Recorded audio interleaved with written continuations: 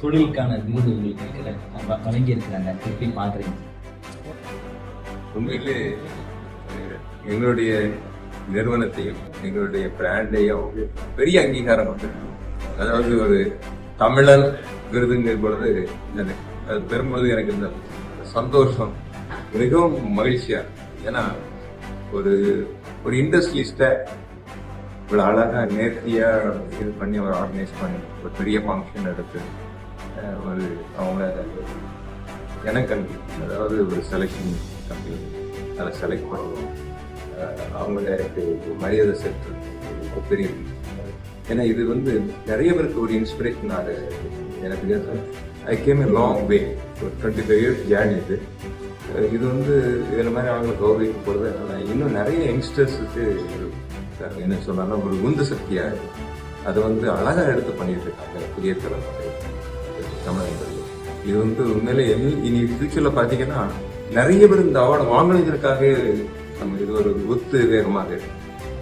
Really I appreciate this Puthiya Thalaimurai great initiative, very great initiative. And மட்டிகுலி எனக்கு கூட எடுத்து அந்த பரிசு வாங்கணும் எல்லாரும் பார்க்கும் பொழுது எல்லா அவார்ட்ஸையும் தேடி தேடி போய் கண்டுபிடிச்சு அவங்கள எடுத்து வந்திருக்காங்க. சும்மா ஏதோ பரிந்துரையில கிடைச்ச மாதிரி தெரியும். ரியலி அஸ்ட்ரானிஷ், நல்ல ஒரு முயற்சி. சார், இப்போ நீங்க ஒரு துறையில சாதிச்சு நீங்க ஒரு மேலோங்கி நிக்கிறீங்க. இன்னைக்கு எவ்வளவோ ஆட்கள் ஒரு தொழிலை தொடங்கணும், தொழில முன்னேறணும்னு நினைக்கிறாங்க. அவங்களுக்கு எல்லாம் நீங்க ஒரு தாரக மந்திரமா என்ன சொல்லுவீங்க? அவங்களுக்கு எப்படி அந்த வெற்றியை நோக்கி அவங்களை பயணிக்கணும் நீங்க?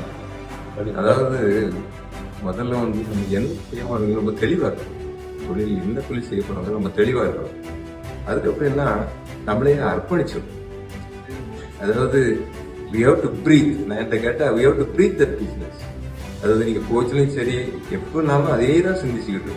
நீங்க அப்படி சிந்திச்சுக்கிட்டே இருக்கும் பொழுது கண்டிப்பா நீங்க கரெக்ட் சரியான பாதையில் தான் போயிட்டு.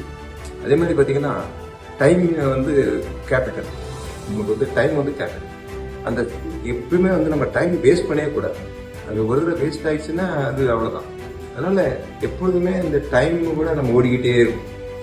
அது மாதிரி நம்ம ஓடிட்டு இருக்கும் பொழுது எந்த ஒரு டைவர்ஷனே இருக்கக்கூடாது. இப்ப நிறைய பேர் பாத்தீங்கன்னா ரெண்டு புத்தி இருக்கும், இது பண்ணலாமா வேண்டாமான்ட்டே பண்ணுவாங்க. அப்படி ஜெயிக்க முடியாது. எந்த தொழில் எடுக்கும்போது எதை செய்தாலும் நம்ம அதுல 100% கான்சென்ட்ரேட் பண்ணி அது பண்ணும் பொழுது நிச்சயமாக வெற்றி பெறும். ஒருவேளை இன்னைக்கு வரலாம இருக்கலாம், நாளைக்கு கண்டிப்பா ஒரு வெற்றி வரும். ஆனா ஒரு சிலர்ல என்ன நினைக்கிறாங்கன்னா, ஒரு தோல்வி வந்தோடனே பயப்படுறாங்க. தோல்வியை எதுக்குன்னா நமக்கு ஒரு படிப்புன்னு அதுல நம்ம கொஞ்சம் நல்லா ஸ்திரப்படுத்திட்டு அடுத்தது போகணும். அப்படி போகணும்னா ஈஸியா எல்லாருமே ஜெயிக்கலாம். அடுத்தது இன்னொன்னு என்னன்னா, எல்லாரும் எல்லாரும் செய்யற தொழில செய்ய நினைக்கிறாங்க. அப்படி